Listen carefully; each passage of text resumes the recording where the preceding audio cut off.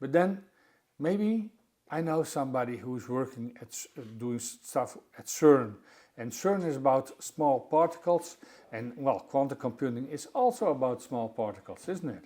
Yeah. So, and well, I was the guy who was doing stuff at CERN, so he came to me and he said, well, Marten, you should do something about quantum computing. And so it started. So, hello everyone.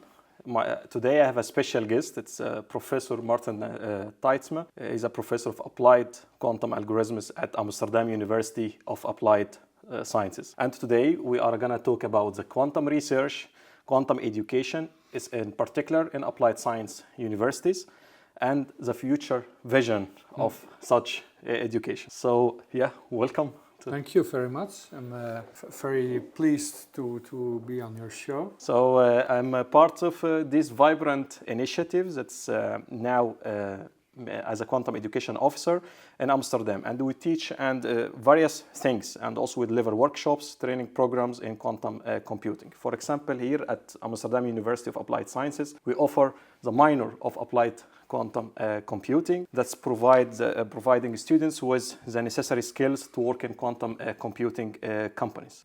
So you already have told me about how things sparked, and there is some nice story about the connection between quantum computing and CERN.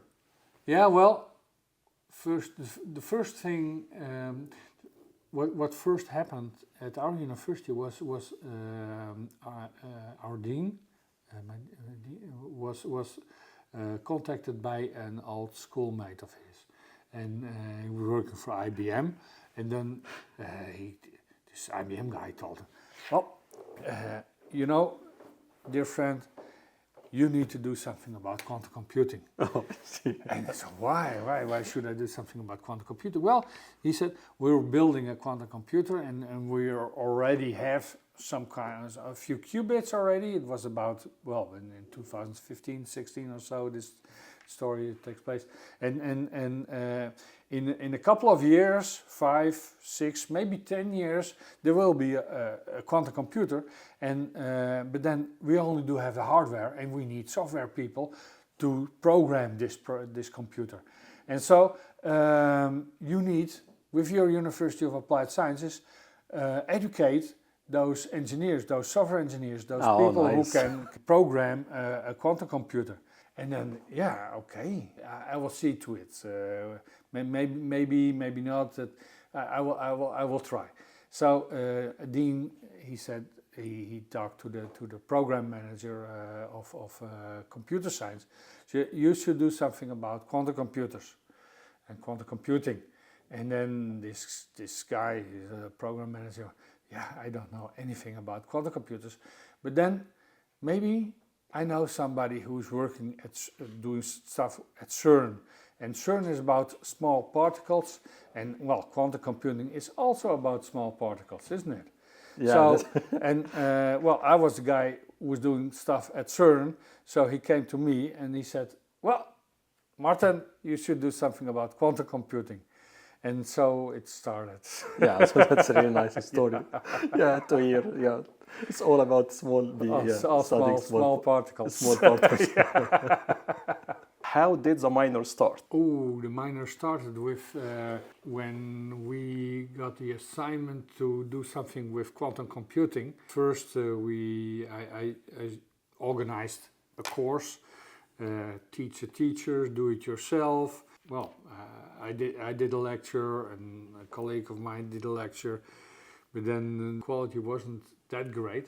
But somehow I got lucky because an ex-student of mine, he came to me and he told me, well, he did a promotion at the Technical University of Delft, but then his promoter got ill and sick and wasn't as nice anymore as before, and he wanted to skip this project, the promotion, at least at the Technical University of Delft, and wanted to look for some other place to do this promotion. But meanwhile, he still needed some money, of course, and something to do. And he asked me whether I could provide him with some a small job or somehow. And well, I was team manager then, technical computing science. So I was able to give him some small job, and I gave him the task to create courses, 2 courses, one way introduction of quantum computing and an advanced quantum computing course. Well, he started right away after Christmas, and the 1st of February or so, we made some advertisements about the course, and suddenly there were about 70 students. Oh wow! Yeah, 70 students, and so we had to look for a larger room and that sort of thing, and it was a great success, of course. And then we also made some video of it, each lecture, so to present it later on. It was very nice start of quantum computing at our university. Yeah, that's really great to hear. And now, as we are progressing in creating a new master program in applied quantum technology, that's of course done in collaboration with other 4 applied science universities. How did the idea started, and why those universities in particular? Well, we got involved in the Quantum Delta program because, well, somehow the Quantum Delta program started with 4 universities, 4 research universities: the Technical University of Delft, the Technical University of Eindhoven, Technical University of Twente, and also the University of Amsterdam. And very late in the process of writing the program, they thought of to also involve universities of applied sciences, probably to make it more attractive to say yes by the funding authorities. Oh, it's always appealing. Yeah. And so then they got an idea. Well, let's ask people from what is called the Federation of University of Applied Sciences, Vereniging Hogescholen, and Freke, who initiated the Quantum Delta program, knew somebody working there who was an ex-colleague of her. And then, well, the question was, which University of Applied Sciences should we involve to collaborate on this program? And then a decision was made, well, maybe it makes most sense to ask universities of applied sciences who also offer the Bachelor of Technical Physics. And I see. Yeah, well, it makes sense, of course. Yeah, because that makes sense. Yeah. And then there were the Hague University of Applied Science, Fontys University of Applied Science, and Saxion, and just a year before, or 1 or 2 years before, I wrote a business case on technical physics to start a technical physics bachelor at Amsterdam University of Applied Science. Yeah, that's it. So we got also involved, and then sitting there on a table and reading the program of Quantum Delta, we read the universities fundamental research like the Technical University of Delft and Leiden, and also the Amsterdam University. They wanted to start a master, and then I thought, well, we can also start a master then. Why not? But then to do it as Amsterdam University of Applied Science, it's a bit well, it's maybe a bit too much. So I suggested we should start with the 4 universities of applied sciences, and so it started. So it was a great idea. We got Freke and the board of Quantum Delta thought it was a great idea. So we got money to develop it, and just last week or the week before, we heard the first formal hurdle, which is called the macro-doelmatigheidstoets, was taken. Also, the Ministry of Education think it's a good idea. And now we still have to do a quality check with the Toets Nieuwe Opleiding, for which you are also involved with writing courses and developing courses and so on. So yeah, that's really, I see that path. So it started with a nice vision about, okay, how we can start another master for applied science universities, but now we are seeing that's now achieving the great success. It's almost near the end, and then the master is supposed to start in September 2025. With 3 specializations. So how did you envision, for example, collaborating with industry to give an idea or input for the design of the master? Well, universities of applied sciences always work together with the industry, because it's the raison d'être, so to speak, of these applied sciences universities, which started already ages ago, you know, in the 19th century or so. Nowadays, what's most common is to have a werkveldcommissie, a board of members from industry who are on a regular basis reviewing the curriculum, what we're teaching, and so whether it's aligning what they are asking for. So there's a very, very direct relationship with industry, between education and industry. And secondly, what is also traditionally being done is to have internships, and in varies of course, but in a more technical sector, this is of the 4 years of which the program takes, a quarter of it, 1 year, is dedicated to internships, to go to a company or enterprise or whatever organization, and to practice what you learned during in the program. And it's most often it's like something half a year in the second or third year, and then the final internship also half a year at the end of the bachelor. And then the examination is being done also in collaboration with the company where the student did his internship. Yeah, that's really great, and I think for students it gives them a great expertise to apply what they have, what they are learning, and real companies that are developing the technology. Yeah. So at the moment there is a lot of challenges in the quantum market, especially from business perspective and technological perspective.